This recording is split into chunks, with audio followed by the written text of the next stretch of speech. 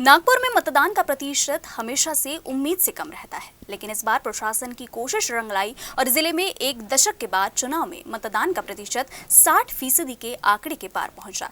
2014 के विधानसभा चुनाव में जहां मतदान का प्रतिशत 60.93% था, तो वहीं इस बार नागपुर जिले में औसतन 60.49% मतदान हुआ है। वहीं राज्य में 65% से अधिक मतदान हुआ, जो 3 दशक में सर्वाधिक है।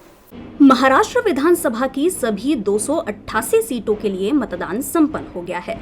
इस चुनाव के लिए निर्वाचन आयोग पिछले कई सप्ताह से तैयारी कर रहा था, जो कुछ छिटपुट घटनाओं को छोड़ दे तो शांतिपूर्ण तरीके से संपन्न हो चुका है।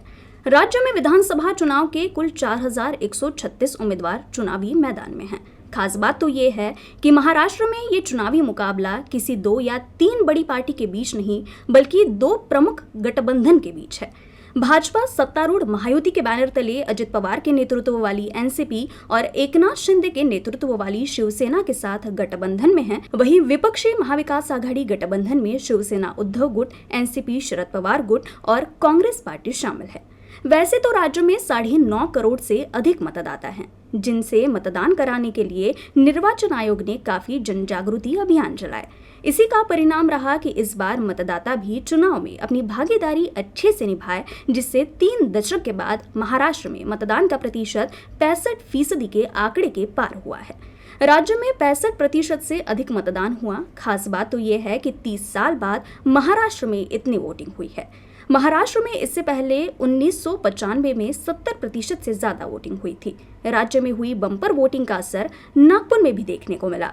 नागपुर में मतदान का प्रतिशत हमेशा से उम्मीद से कम रहता है, लेकिन इस बार प्रशासन की कोशिश रंग लाई और जिले में एक दशक के बाद चुनाव में मतदान का प्रतिशत 60% के आंकड़े के पार पहुंचा। 2014 के विधानसभा चुनाव में जहां मतदान का प्रतिशत 60.93% था, तो वहीं इस बार नागपुर जिले में औसतन 60.49% मतदान हुआ है। वहीं राज्य में 65% से अधिक मतदान हुआ, जो 3 दशक में सर्वाधिक है। अब इस ग्राफिक्स के माध्यम से पिछले 3 विधानसभा चुनाव में हुए मतदान पर डालते हैं एक नजर। काटोल सीट पर इस बार 66.70% मतदान हुआ, तो वही 2019 में इसी सीट पर 68.89% और 2014 में 70.83% मतदान हुआ था। सावनेर सीट पर इस बार 66% मतदान हुआ, तो वही 2019 की बात करें तो सावनेर सीट पर 68.09% और 2014 में 69.17% मतदान हुआ था।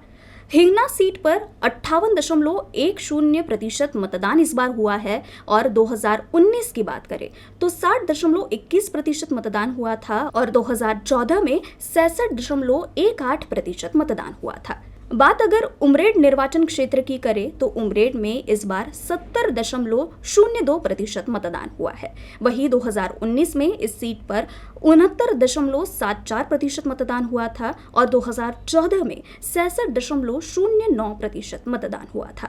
कामठी में इस बार 63.05% मतदान हुआ है। वहीं 2019 में 58.94% मतदान हुआ और 2014 की बात करें तो इस सीट पर 62.27% मतदान हुआ था। रामटेक सीट पर इस बार 71.27% मतदान हुआ है, तो वही 2019 में 66.28% और 2014 में 64.94% मतदान हुआ था। नागपुर दक्षिण पश्चिम सीट पर इस बार 54.49% मतदान हुआ है, तो वही 2019 में 50.02% मतदान हुआ था, जबकि 2014 में 56.44% मतदान हुआ था।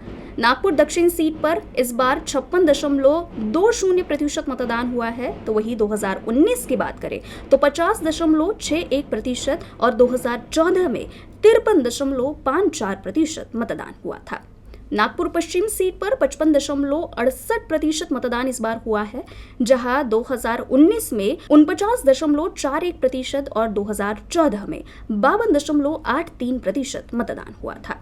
नागपुर पूर्व की सीट पर इस बार 58.70% मतदान हुआ है, तो वही 2019 में 53.41% और 2014 में 56.41% मतदान हुआ था। नागपुर उत्तर की सीट पर 58.05% मतदान हुआ है, तो वही 2019 की बात करें तो 50.90% और 2014 में 53.75% मतदान हुआ था।